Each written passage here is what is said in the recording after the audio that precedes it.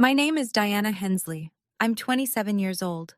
Last Thanksgiving, my mother stood in front of 25 of our relatives and asked them to vote on whether I deserved to stay in our family. Every single hand went up against me. She looked at me across the room. This woman who raised me, who packed my school lunches, who taught me to ride a bike, and she said, "We've been carrying your dead weight for 27 years, Diana. Now it's over." I thought that was the worst moment of my life.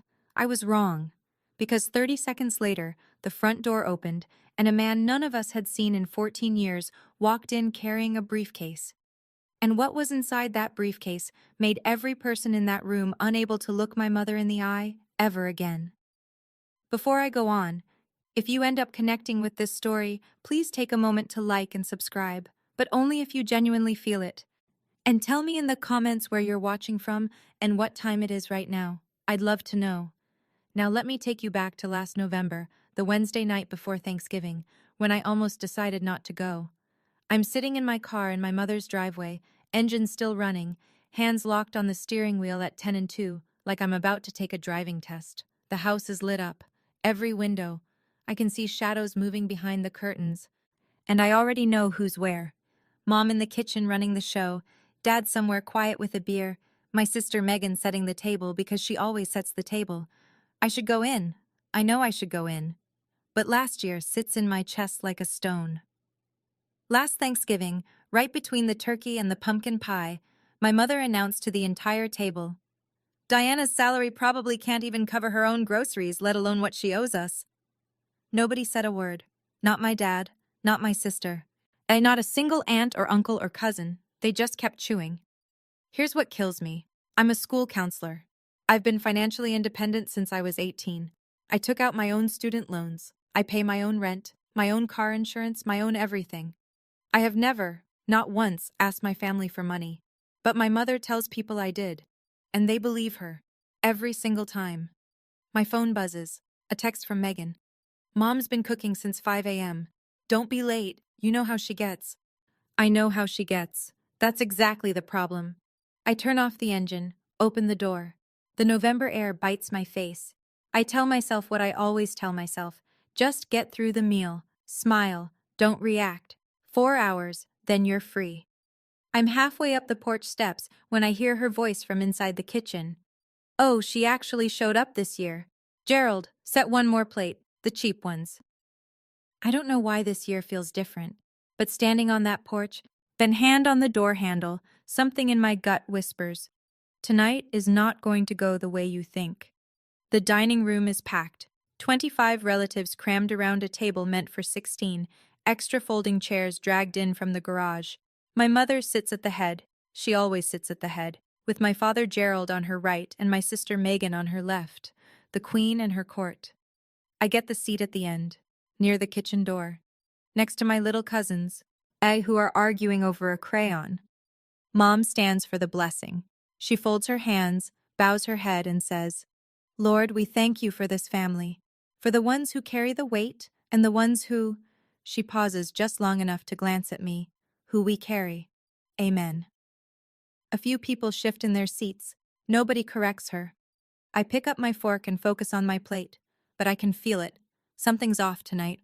Aunt Martha won't make eye contact with me. Cousin Kyle looks at me, then looks away fast, as like he's been caught. Uncle Ted and Aunt Ruth are whispering at the far end of the table, and when I look up, they stop. It hits me. They know something I don't. Whatever this is, it was discussed before I walked in. I try to shake it off. I turn to my cousin Jenna, Uncle Robert's daughter, one of the few people at these things who actually talks to me like a person. She's 25, kind, and she looks nervous tonight. She keeps glancing at the front door. "You okay?" I whisper. Jenna leans close. "I almost didn't come either. My dad, he said something might happen tonight." Then she stops, mid-sentence, because my mother is staring at us from across the table. Jenna picks up her water glass and says nothing else. "Uncle Robert, he hasn't come to Thanksgiving in 14 years. Why would Jenna mention him now?" My mother smiles at the room. "I hope everyone saved room. We have a little family matter to discuss after dessert." Halfway through dinner, but my mother sets down her fork, dabs her lips with a napkin, and turns to me with that smile. The one she uses when she's about to draw blood in public but wants to look like she's asking about the weather.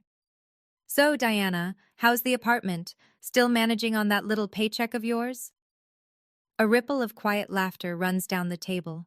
Not mean laughter, polite laughter. The kind people do when they're following the leader. I'm doing fine, Mom. Thank you. She doesn't stop. Bet she turns to Aunt Ruth. You know, I've been keeping a running tab of everything we've spent on her over the years. She shakes her head, slow, theatrical. It's quite a number. Running tab. The words hit me like cold water. I've never heard this before. There is no tab. There has never been a tab. I look at Megan. She's staring at her plate like it holds the answer to the universe. I look at my father. He's sawing at a piece of turkey, jaw tight, eyes down. They know. They already know what's coming. And then it clicks. Mom didn't just cook dinner today. She made phone calls. She had conversations. She met people for coffee, whispered over the phone, probably showed them that, whatever she's about to show the room. This table isn't Thanksgiving dinner. It's a courtroom. And I walked in without a lawyer.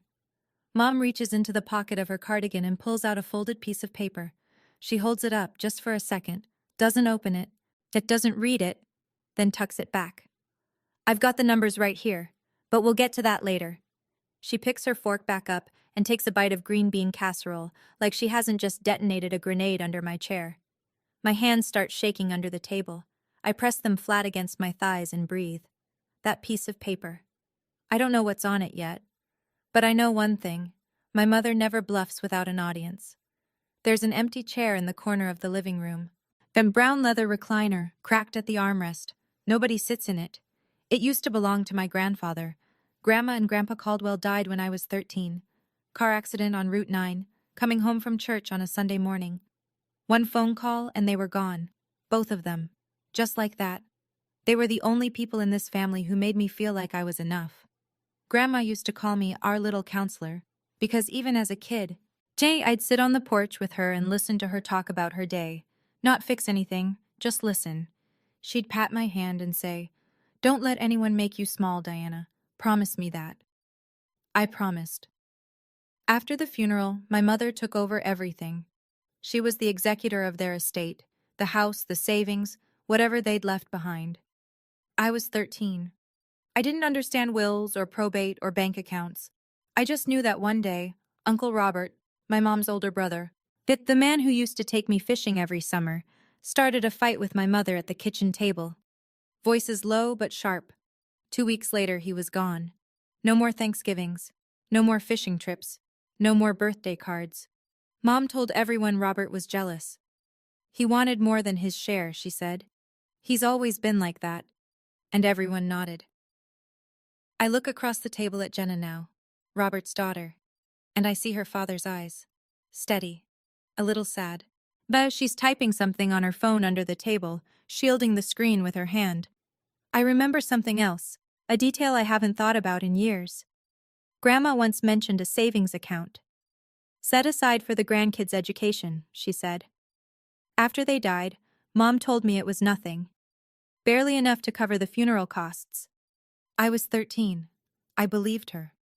Dinner ends. Plates get stacked. The kids run off to the den.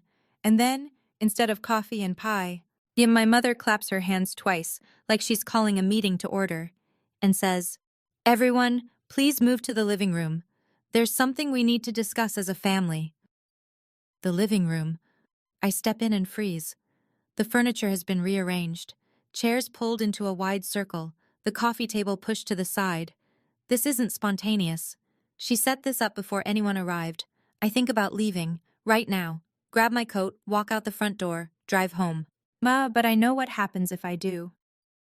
Mom shakes her head, sighs that long sigh, turns to the room and says, "See? She always runs. She can never face responsibility." And by morning, every relative in the circle will believe that version. My version won't exist because I won't be here to tell it. But if I stay, I'm sitting in a trial I didn't agree to. I think about Millfield. 8,000 people. I work at the elementary school. Parents know me. If my family turns their back on me publicly, then the rumors will follow me to work, to the grocery store, to every sidewalk in this town. That's how small towns work.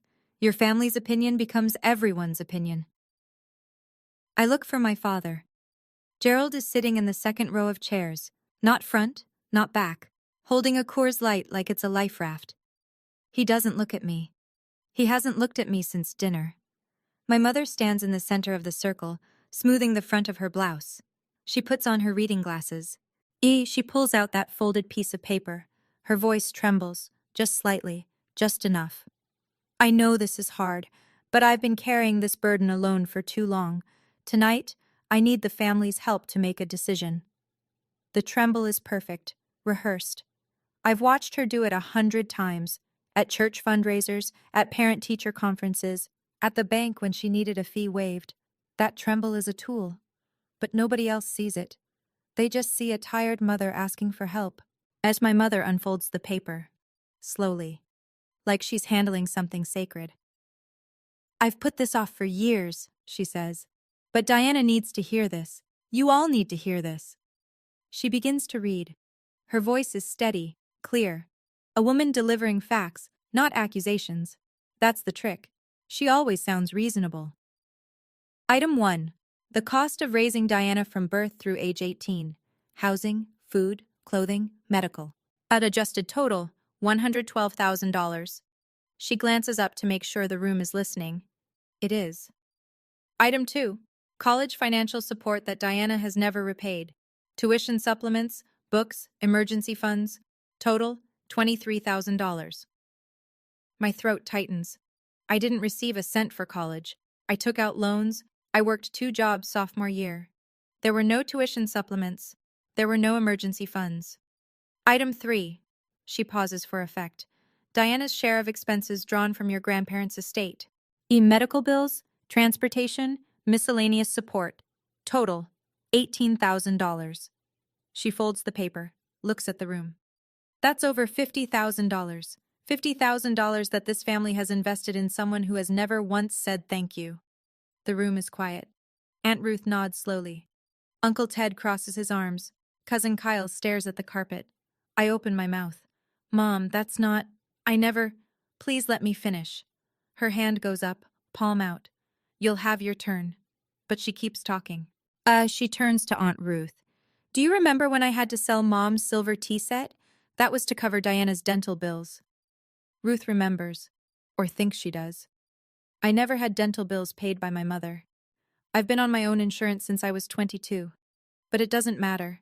The room believes her. I can see it in their faces.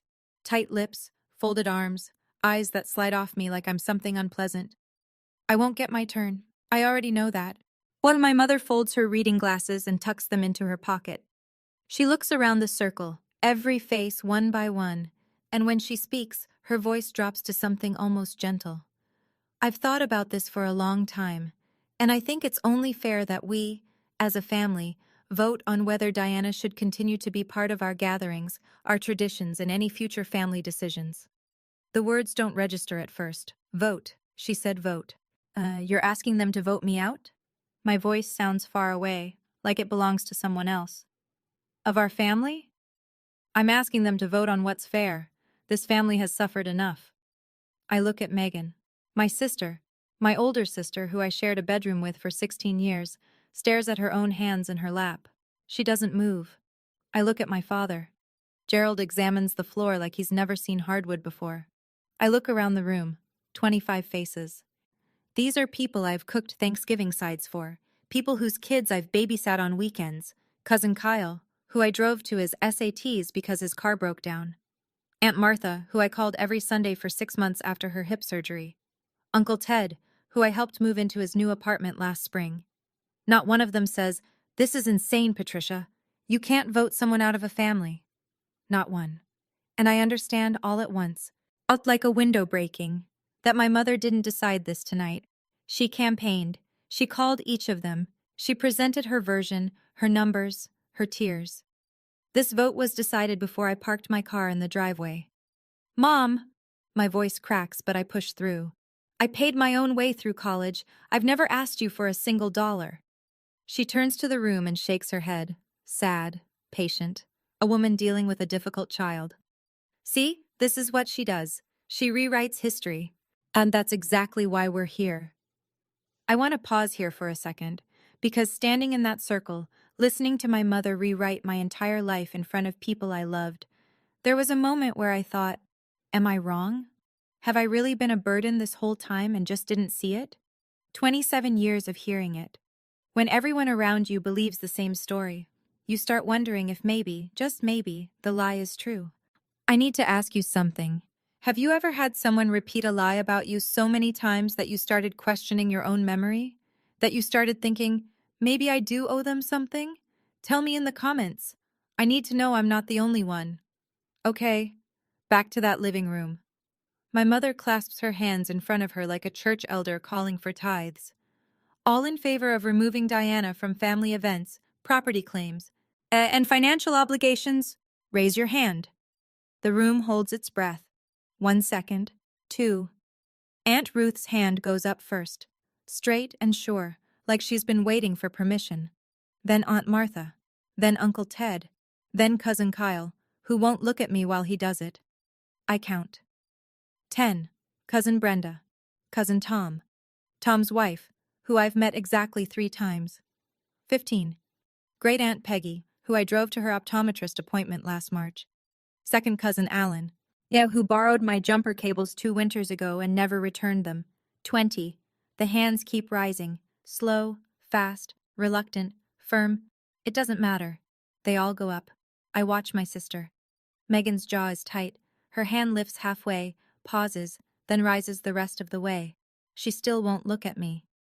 25. My mother counts them out loud, slowly, deliberately, like reading names at a roll call. Ruth, Martha, Ted, Kyle, Brenda, Tom. Every name a nail. Then she reaches the end of her count and turns to the last person who hasn't raised his hand. Gerald? My father is sitting very still. The Coors light in his hand has gone warm. He stares at the can. The room waits. Gerald. Softer this time. An instruction dressed as a question. My father doesn't look at me. He looks at the floor, at the wall, at his own shoes. And then, slowly, like his arm weighs 1,000 pounds, he raises his hand. My dad. The man who taught me to tie my shoes. Who carried me on his shoulders at the county fair. That hand raised against me. 26. I am standing in a room full of family, and I have never been more alone in my life. My mother surveys the room. 26 hands. She nods, not triumphant, not smug, satisfied. The nod of a woman who has confirmed what she already knew. She turns to me. The room goes so quiet I can hear the kitchen clock ticking through the wall. Someone's child laughs in the den down the hall, and then the sound feels like it belongs to a different universe. We've been carrying your dead weight for 27 years, Diana. Her voice is low, controlled, almost kind. It's over. Nobody breathes. I feel the blood rise in my face. My ears ring. My legs want to move, but they've forgotten how. 26 people just told me I don't belong, and my mother is standing in the center of this circle like she's delivered a mercy. She straightens her posture. I've already spoken with a lawyer. You will no longer be welcome at family gatherings, and any claim you think you have on this family's resources, consider it void. A lawyer? The word comes out before I can stop it. For what? For protecting this family. From you. She says it so simply, like she's locking a door. I look around the room one more time. Aunt Ruth is studying her fingernails. Kyle is staring at the ceiling. Megan has her arms wrapped around herself like she's cold. My father's hand is back in his lap now, but the damage is done. I think, this is it. This is the night I lose my family. I turn toward the front door. My coat is on the hook. My keys are in my pocket. 3 steps, and I'm gone. I take the first step, and that's when the front door opens. A gust of November air sweeps through the room. Cold, sharp, the kind of cold that makes you pay attention. A man steps inside, gray hair, worn jacket, and in his right hand, a battered leather briefcase. I haven't seen Uncle Robert in 14 years, but I'd know him anywhere. The broad shoulders, the quiet way he stands in a doorway like he's asking the room for nothing. His hair is almost white now. He's thinner than I remember, but his eyes are the same, Steady, patient, like a man who learned a long time ago that silence is sometimes louder than shouting. Every head in the living room turns. Someone gasps. I think it's Aunt Martha. But my mother's face, I'll remember this for the rest of my life, goes blank. Not angry, not surprised. Blank. Like someone pulled the plug on whatever performance she was running. It lasts half a second, maybe less, and then she rebuilds. Smile back on. Shoulders squared. But I saw it. That half second of naked fear. Robert steps inside and closes the door behind him. He looks around the room slowly. His eyes land on Jenna first. His daughter gives him a small nod. Then on me. Yes, then on Patricia. I wasn't invited. His voice is calm. Gravel low. I know. My mother recovers fast.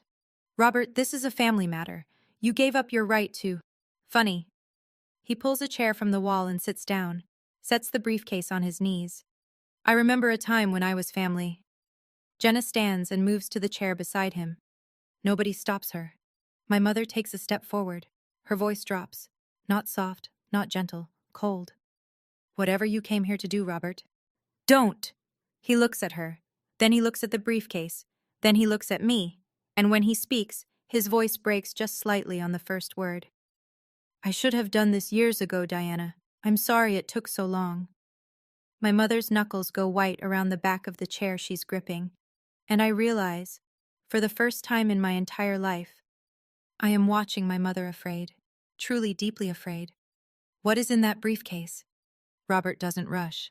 And he rests his hands on the briefcase like he's done this in his head 1,000 times, and now that the moment is here, he wants to get it right. He looks at the room, not at Patricia, at everyone else. 14 years ago, our parents died. His voice is steady, measured. Mom and Dad Caldwell. Most of you were at the funeral. Patricia became the executor of their estate. She handled the house, the accounts, the distribution. I trusted her. He pauses. All of us trusted her. Aunt Ruth shifts in her seat. Uncle Ted uncrosses his arms. Mom and Dad left behind an estate worth roughly $360,000. The house, 2 savings accounts, and a separate fund, $40,000, earmarked specifically for their grandchildren's education, Diana and Megan. I feel the air leave my lungs. $40,000, Grandma's education fund, the one Mom said barely covered the funeral costs. Robert continues. 6 months after the funeral, I asked Patricia to see the distribution paperwork. She told me everything had been handled. Taxes and funeral expenses ate most of it, she said. Nothing left to split.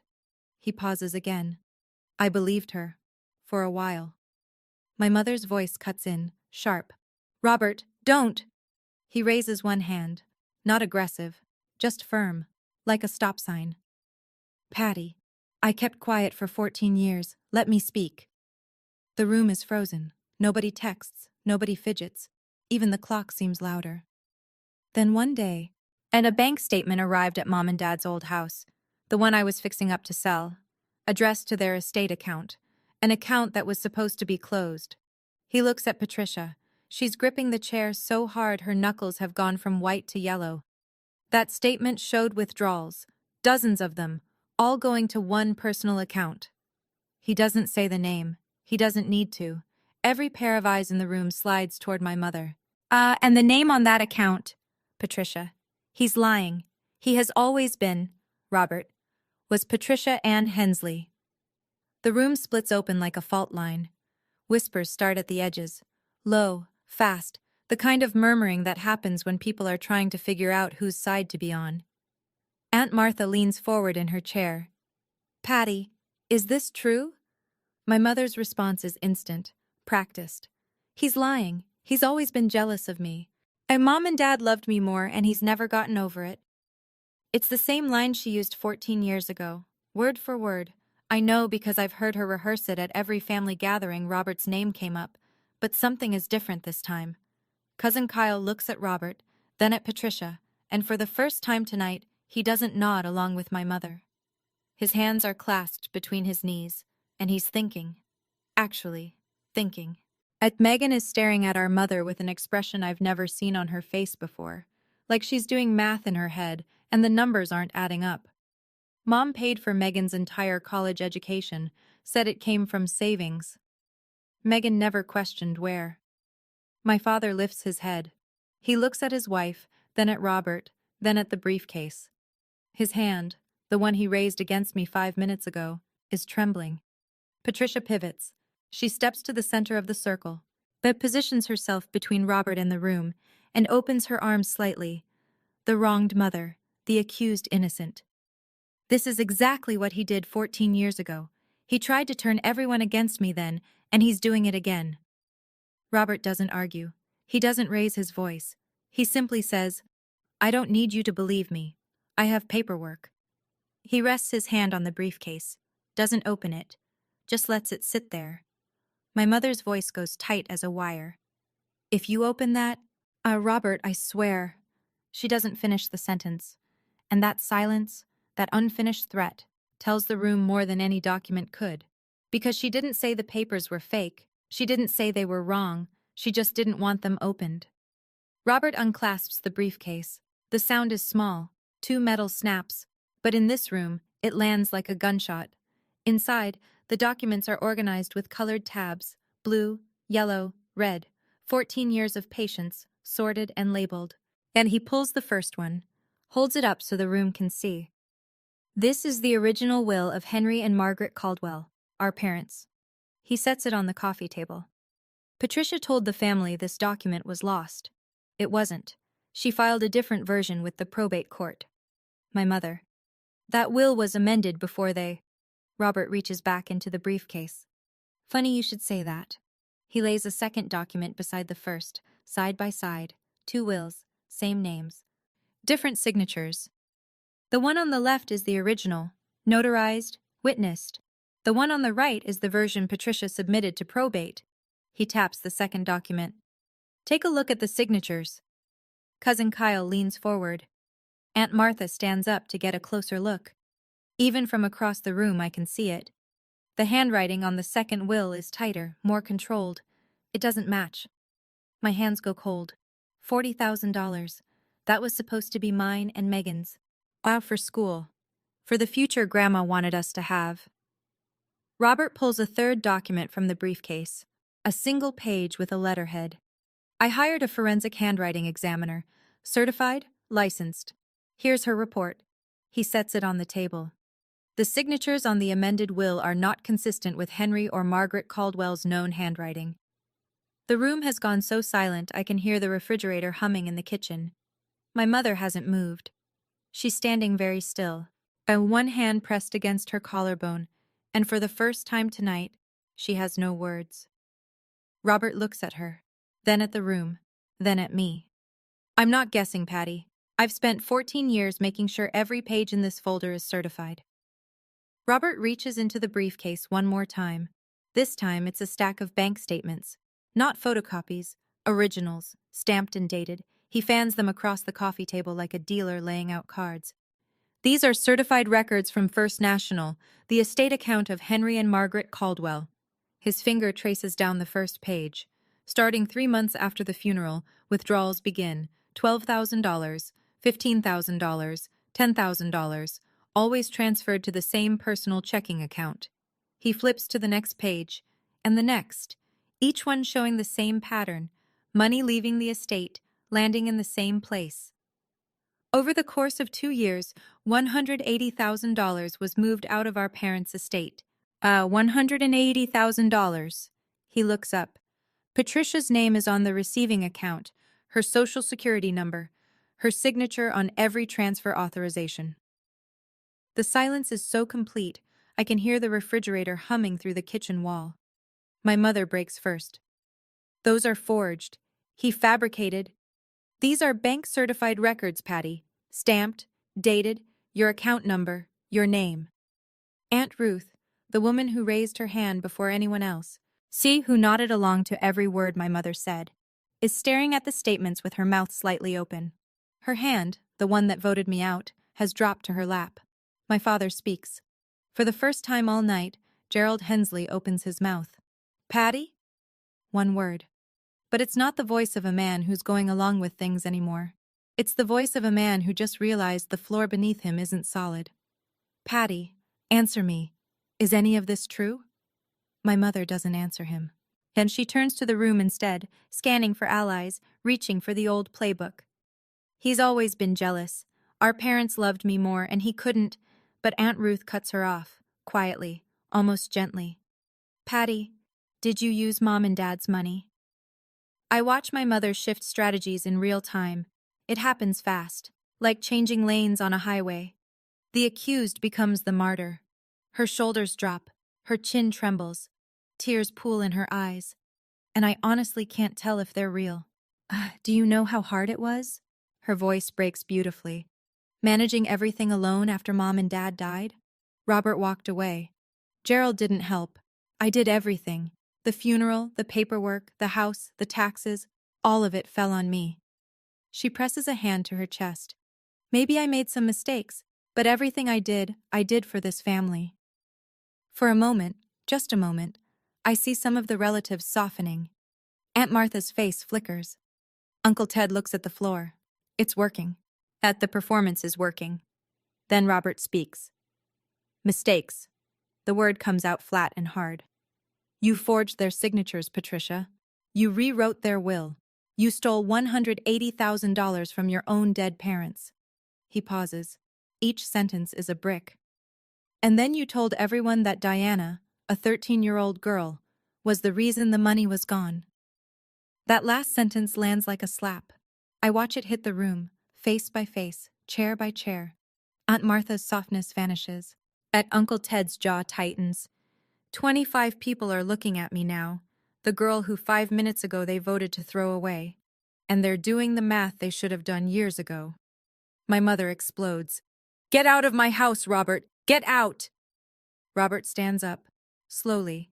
He picks up his coat, but before he leaves, he places the entire folder, every document, every statement, every report, in the center of the coffee table.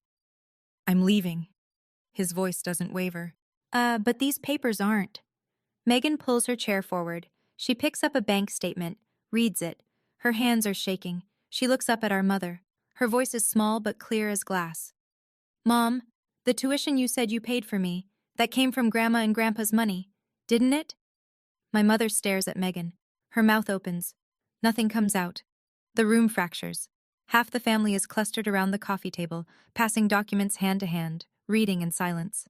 The other half sits frozen, watching Patricia like they're seeing her for the first time. Cousin Kyle is the first to move. He pushes out of his chair, crosses the room, and stops in front of me. His face is flushed. His voice is rough. I didn't know. Diana, I'm sorry. I nod. I can't speak yet. My mother sees him standing with me, and something breaks behind her eyes. She turns to my father, grabs his arm. Gerald, say something. I tell them this is a misunderstanding. Gerald looks at his wife. It's the longest I've ever seen him hold her gaze, and then he shakes his head. I can't, Patty. I can't do that. 5 words, the most important 5 words my father has ever spoken. And they're 14 years too late. But they're here. Aunt Ruth stands and walks out of the room without a word. I hear the front door open and close. Aunt Martha follows 30 seconds later, pulling on her coat with quick, angry movements. One by one, people begin to leave. Not all of them, but enough. Enough to turn my mother's living room, her stage, her courtroom, into something small and empty. Patricia stands in the center of the circle that isn't a circle anymore. Chairs pushed back, seats abandoned. The documents sit on the coffee table like evidence at a crime scene that nobody's cleaned up yet. Nobody looks at her. They're either reading, leaving, or talking to each other in low voices. She's become invisible in her own house. I stand in the corner, next to the empty recliner where my grandfather used to sit. And for the first time in 27 years, I am not the one being overlooked. I didn't say a word. I didn't need to. The papers said everything I never could. Robert finds me on the back porch. I've stepped outside because the living room feels like a building after an earthquake. Everything's still standing but nothing in the right place. And Megan and Jenna follow him out. The 4 of us sit on the porch steps in the cold, breath clouding in the November air, and Robert tells me the rest. Your grandparents set aside $40,000 specifically for you and Megan. Education fund. It was in the original will, clear as day. He rubs his hands together. Patricia liquidated it within a year of their death, used it to remodel her kitchen and master bathroom. The renovation she told everyone she'd been saving for. The kitchen I've eaten Thanksgiving dinner in every year. The kitchen she cooked tonight's meal in, built with money that was mine. She needed a cover story, Robert says, so she started telling people that you were expensive, that you were a financial drain. You were 13, Diana. You couldn't defend yourself. You didn't even know there was money to defend. Megan is crying. Quiet tears, no sound. As she's hugging her knees on the step below me, I ask the question that's been building for an hour. Why didn't you say something sooner? Robert's face tightens. I tried. 14 years ago, I confronted her. She told the family I was an alcoholic, that I was jealous, that I wanted more than my share. His voice drops. Everyone believed her. I lost everything. Holidays, birthdays, watching Jenna grow up around her cousins. I lost this family. He looks at the briefcase sitting beside him on the porch. I needed evidence that couldn't be denied. Bank-certified records, a handwriting expert, a lawyer's review. That takes time. And money I didn't have much of. He puts his hand on my shoulder. I didn't gather these papers to destroy Patty. I gathered them so you could know the truth. What happens next? That's up to this family. Megan wipes her face with the back of her hand and stands up without a word. As she walks back inside, I watch her through the screen door. She crosses the living room to where our mother is sitting alone on the sofa. Patricia looks smaller now. The overhead light catches every line on her face, every bit of mascara that's smudged. The queen without her court. Megan stands in front of her, doesn't sit. Mom, look at me. Patricia looks up. Did you pay for my college with Grandma and Grandpa's money? I did what I had to do. Megan. That's not an answer. You got your degree, didn't you? A flash of the old Patricia, defiant, certain. You got your life. I gave you that. You gave me that by stealing from Diana, from Uncle Robert, from Grandma and Grandpa. Don't you turn on me too. My mother's voice rises to a pitch I recognize, the warning tone, the one that used to make us both go quiet as children. I am your mother. Megan doesn't flinch. And Diana is my sister. She turns and walks back to the porch, sits down beside me. For a long time, neither of us speaks. Then she says it, quietly, like she's admitting something she's been carrying for years. There was a time Mom told me not to lend you money. She said you'd never pay it back. Megan's voice cracks. You called me once. Your car broke down. You needed $200, and I said no. I remember. A Tuesday night in October. Rain so heavy I could barely see the road. As I walked 3 miles home because my sister said no, because my mother told her to. I didn't know, Megan whispers. I swear I didn't. I believe you. She leans her head against my shoulder. We sit like that, in the cold, listening to the sounds of a family rearranging itself inside. I was the golden child, she says finally, and I didn't even earn it. I drive home around 10. The house empties slowly behind me. People leaving in ones and twos, coats pulled tight. Car doors closing in the dark. By midnight, my phone has 6 messages. Cousin Kyle calls first. His voice is thick, like he's been sitting in his truck in the driveway working up the nerve. Diana, I should have asked questions. I should have said something when she asked us to raise our hands. I didn't. I'm sorry. Aunt Martha sends a long text. 3 paragraphs. She says she believed Patricia because your mother always sounded so certain. She always had the details. Martha doesn't ask for forgiveness. She just says she was wrong. Jenna hugs me before she leaves the porch. She holds on tight and whispers in my ear. My dad never stopped talking about you. Every birthday, every holiday, he'd say your name. Cousin David calls, short, direct. I messed up. If you need anything, a meal, help moving, whatever, I'm here. Aunt Ruth comes back, 11 o'clock at night, headlights in the driveway. She walks up the porch steps where I'm still sitting with Megan, and she wraps her arms around me for 30 seconds without saying a single word. When she lets go, her eyes are red. And then there's Megan. My sister doesn't leave. She sits with me on that porch until past midnight. We don't solve anything. We don't make grand declarations. We just talk. Really talk. for the first time in years without the filter of our mother between us. I say the same thing to each of them. Thank you for calling. I mean that. But an apology doesn't erase a raised hand. I'm going to need time before I know what this means for us. There is one person who doesn't call, doesn't text, doesn't apologize. My father, Gerald Hensley, gets in his truck after Robert leaves and drives away. I don't know where he goes. I won't find out until 2 days later. I drive home the long way. Past the elementary school where I work. Past the diner where I eat lunch on Fridays. But past the gas station where I fill up my 10-year-old Honda every Sunday. And past my mother's house. The kitchen light is still on. Through the window I can see her.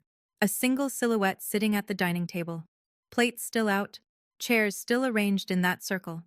The woman who commanded a room of 25 people 4 hours ago is sitting alone in a kitchen she renovated with stolen money, surrounded by leftovers nobody stayed to eat. I don't stop. At home, I sit in the dark of my apartment. The apartment she mocked, the paycheck she belittled, the life she told everyone was a failure. And I think about my mother. Not with hatred, not with satisfaction, just with the heavy, complicated exhaustion of finally understanding. Patricia Hensley grew up in a family that measured people by what they could provide. Love was conditional. Value was financial. She learned to control because she was terrified of being controlled. It doesn't excuse a single thing she did, but it explains the machinery. Understanding why someone hurt you doesn't mean you have to let them keep doing it. I open my laptop. I search for therapists within 30 miles. I find one in the next town, Dr. Karen Webb, licensed family counselor, Monday availability. I book the first appointment. At 2 a.m., my phone lights up. A text from my mother. You turned my family against me. I read it once. I read it twice. I put the phone down. And then I delete the message and go to bed. For 27 years, I was the problem. Tonight, the problem sat alone in her own kitchen. And I, for the first time I can remember, slept through the night. Sunday morning, 2 days after Thanksgiving. I'm making coffee when the doorbell rings. My father stands on the mat, unshaved, eyes rimmed red, wearing the same flannel shirt he had on Thursday night, wrinkled now like he slept in his truck, which, knowing my father, he probably did. I drove to the lake house, he says, sat there 2 days, thinking. I step aside and let him in. He sits at my kitchen table, the small one, the one that seats two, and looks around my apartment. I watch him take it in, the second-hand couch, the bookshelf I built from cinder blocks and planks, the school counselor certification framed on the wall. He's never been here before. In 3 years of me living alone, my father has never once visited. I knew something was off with the estate. He stares at his hands. I saw the renovation bills. I asked your mother once. She said Robert had agreed to give us his share. He pauses. I believed her because it was easier. He closes his eyes. Yes. We sit in silence. The coffee maker drips. Gerald tells me he called Robert this morning. First time they've spoken in 14 years. 2 men on the phone, both crying, neither one able to start the sentence they needed to say. Said Robert sent him copies of everything. The will, the statements, the handwriting report. Gerald read every page. I'm not asking you to forgive me, he says. I just want you to know, I'm done being quiet. I look at my father, 56 years old, hands that trembled when he raised them against his own daughter, hands that are trembling now for a different reason. Dad, I love you, but love doesn't cancel out what happened. I need you to show me, not tell me, that things are different now. He nods. He doesn't argue. He doesn't make promises he can't keep. And for my father, that's a start. The following Tuesday, I sit in a small office on Main Street in Clearfield, the next town over, across from a woman named Evelyn Moore. Family law attorney. Robert is beside me, the briefcase open on her desk between us. Evelyn reviews the documents one by one, making small notes in the margins. She's methodical.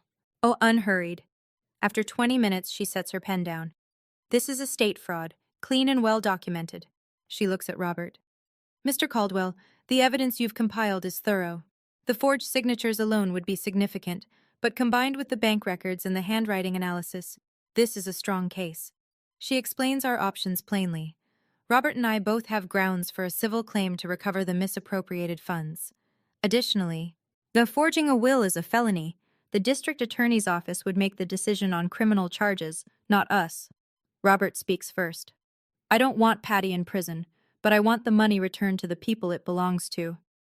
I agree. I'm not here for revenge.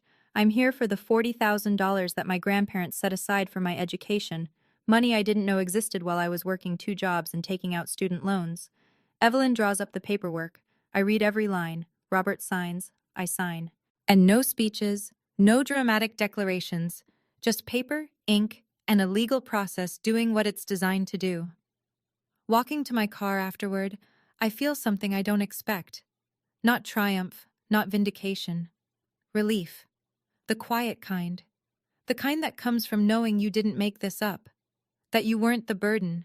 That the numbers were never yours. I didn't sue my mother for revenge. I filed a claim because $40,000 was taken from me before I was old enough to know it existed. And because someone has to say, this was wrong. News travels fast in a town of 8,000. By the second week of December, the story has made its way through every church pew and grocery aisle in Millfield. The first visible shift, Aunt Ruth announces she's hosting Christmas at her house. Robert is invited. Patricia is not. Nobody argues. Nobody even hesitates.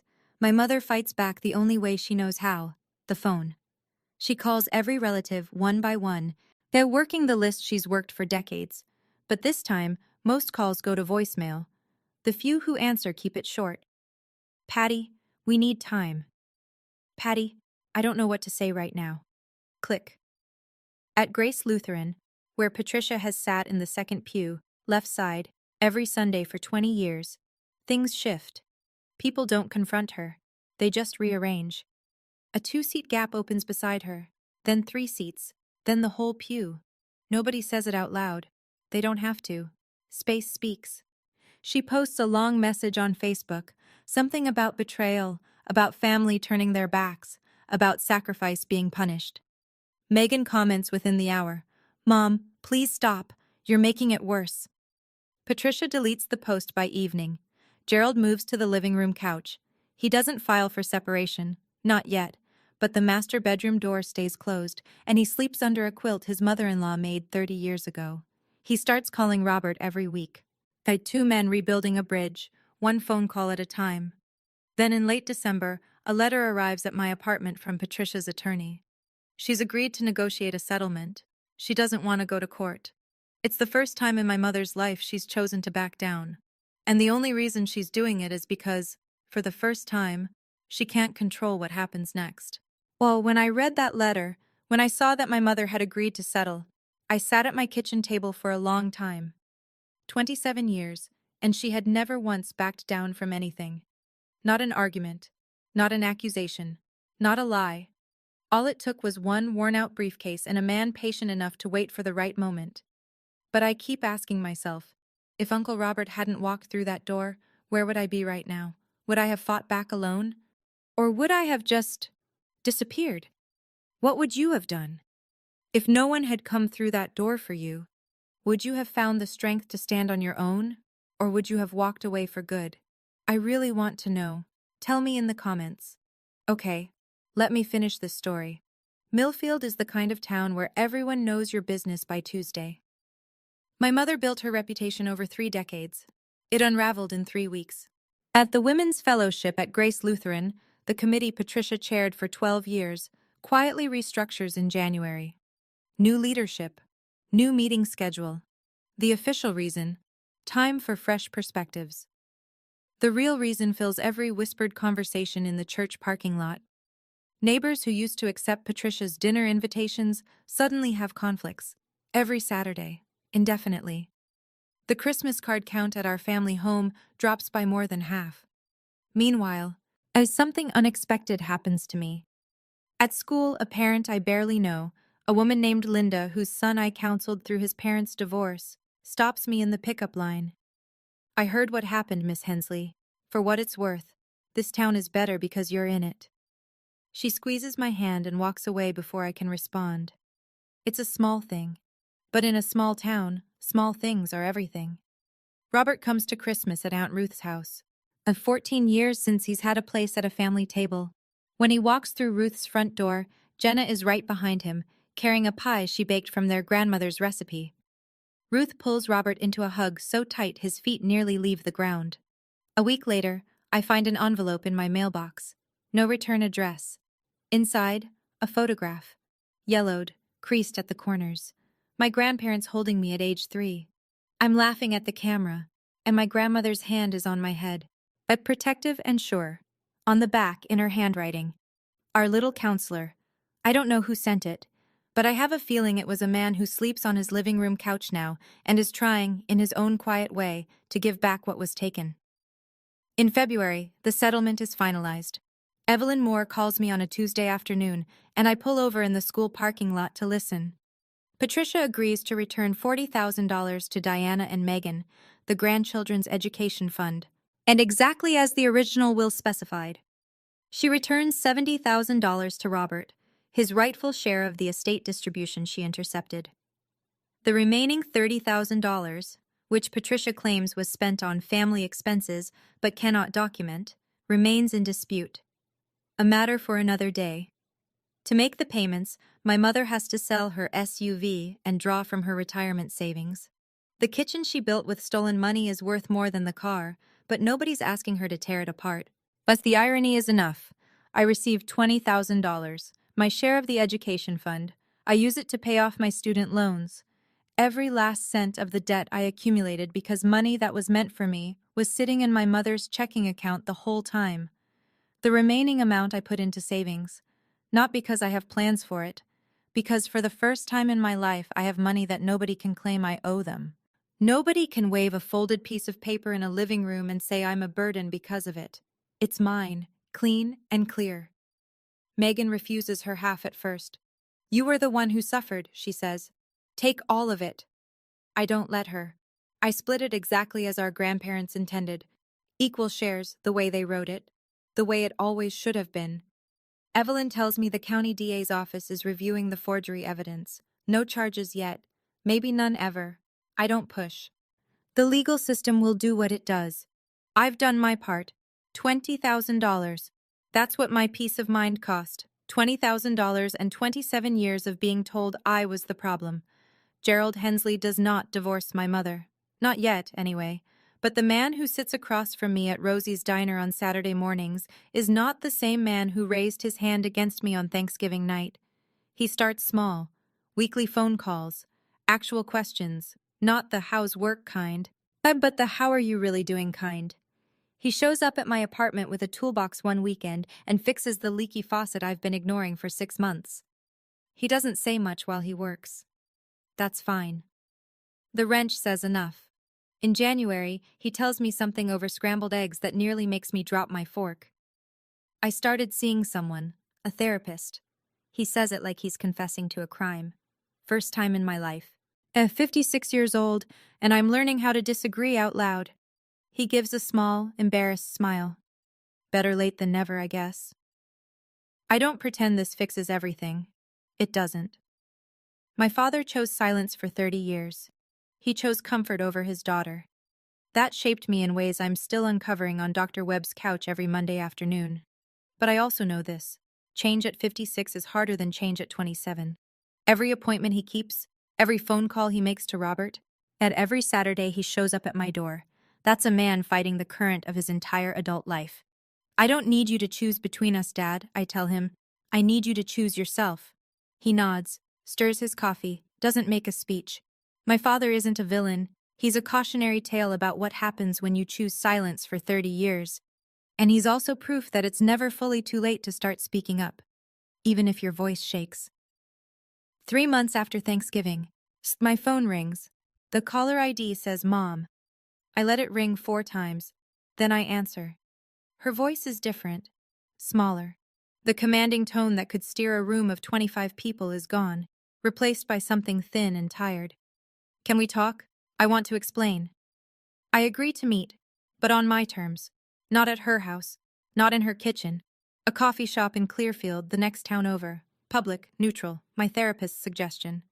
I'm learning that geography matters when you're rewriting a relationship. We sit across from each other in a booth by the window. She orders black coffee. I order the same. For a moment, it almost feels normal. Two women, a table, coffee. Except one of them stole $180,000 from her dead parents and blamed her 13-year-old daughter for it. She starts. When your grandparents died, I was overwhelmed. The estate, the paperwork, the grief, I raise my hand, gently. Yeah, the way Robert did on Thanksgiving night.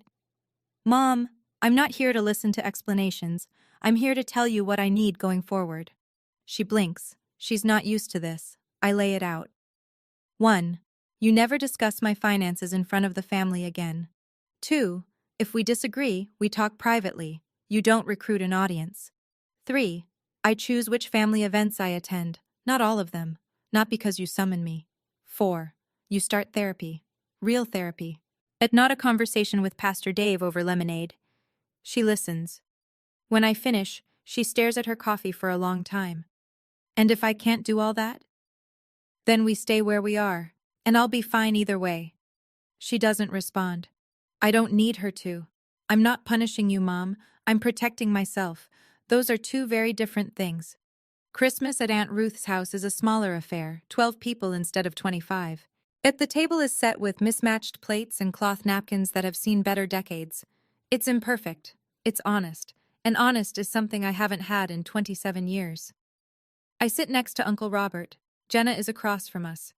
Megan arrives with a sweet potato casserole, the first dish she's ever made for a family gathering herself, without Mom standing over her shoulder directing every pinch of salt. It's a little overcooked. Nobody cares. There's no circle of chairs. No folded speeches. No hands raised. Robert says grace.